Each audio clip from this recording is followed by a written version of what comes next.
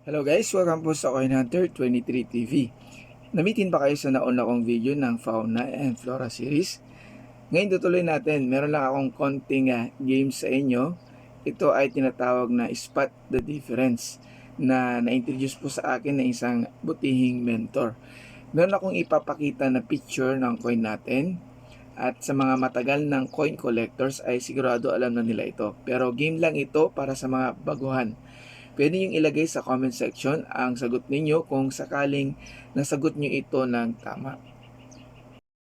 Okay, spot the difference. Ano ang pagkakaiba ng dalawang barang ito na 50 centavos? Magbibigay lang ako ng ilang segundo para masagot niyo ito and timer starts now.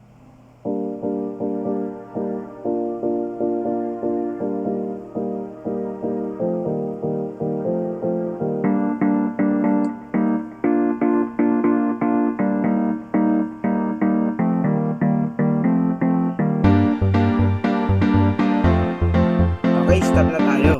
Sa mga nakasagot po ng tama ay binabati ko kayo dahil tama po nagkaroon po ng spelling issue sa scientific name na Pithecophaga. Pero ang hawak ko ngayon na barya ay yung may tamang spelling. Okay na, Pithecophaga giferie. Sa reverse side po ng barya natin na 50 centavos at kabilang pa rin ito sa Fauna and Flora series ay makikita natin ang ating national eagle na kilala pa rin sa tawag na monkey eating eagle.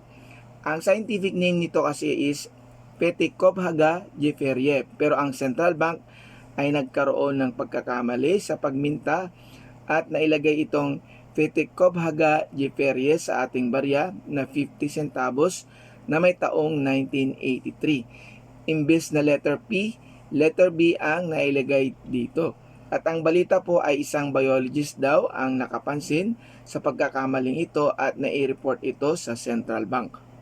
Ang tanong ngayon, may mataas bang collector's value ang ganitong klaseng error? Kung sa ganitong pagkakamali ng Bangko Sentral sa pag-produce sa baryang ito ay marami ang naminta dahil na-release na ito sa publiko bago ito nalaman. Kapag maramihan po kasi ang error ng isang barya, tulad nitong 50 centavos na 1983, at parehas ang mga issue nila sa spelling, ay maaaring makaapekto ito sa kanilang collector's value dahil maaari itong matawag na common error sa baryang ito. Gaya na lang ng 20 pesos natin. For example, no?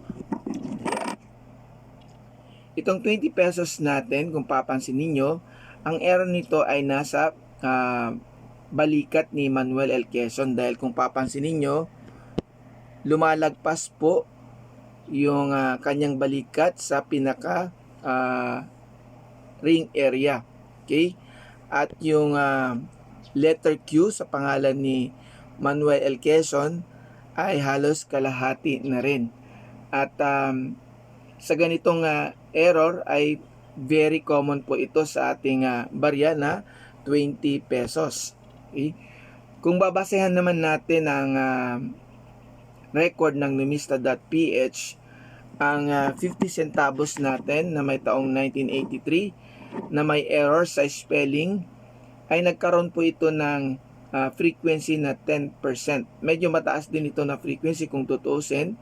At yung katulad nito na walang error gaya ng hawak ko ay may 22% frequency.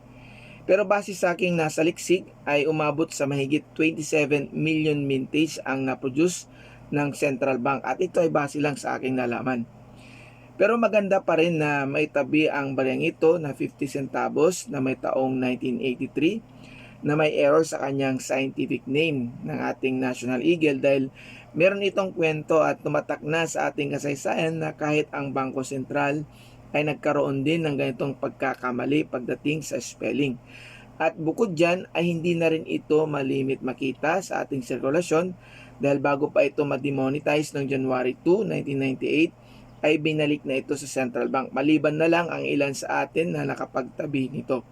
Kaya habang may mga nagbebenta pa sa mga ito, sa mga selling sites at sa mga FB pages ng mga coin collectors group, ay mag-take advantage po tayo dahil baka isang araw hindi na ito binebenta. Paalala lamang po, make sure na legit ang magiging transaction nyo para iwas scam po tayo.